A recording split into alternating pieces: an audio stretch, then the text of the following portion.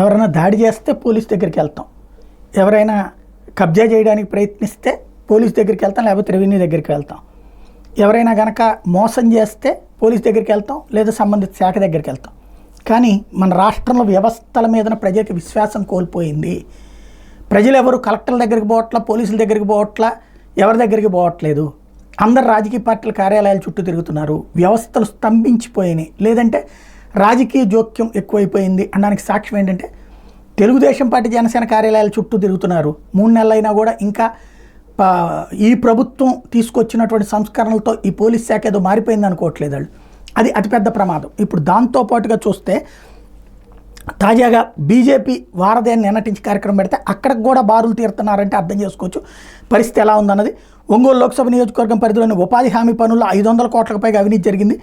నాడు డ్వామా అధికారిగా ఉన్న సీనారెడ్డి ఈ అవినీతి చేశారు. అనంతరం ఆడిట్ లెక్కల్లో దొరికిన అధికారులు చర్యలు తీసుకోలేదని ఒంగోలుకు చెందిన డీసీసీబీ మాజీ చైర్మన్ ఈదర మోహన్ బీజేపీ రాష్ట్ర అధ్యక్షురాలు పురంధేశ్వరికి కంప్లైంట్ చేశారు.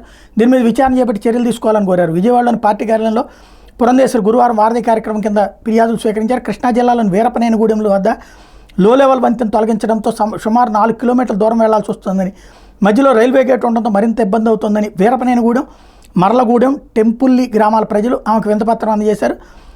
పురంధేశ్వరి ఈ సమస్యలన్నింటినీ పరిష్కరించేందుకు ప్రయత్నిస్తామని చెప్పారు.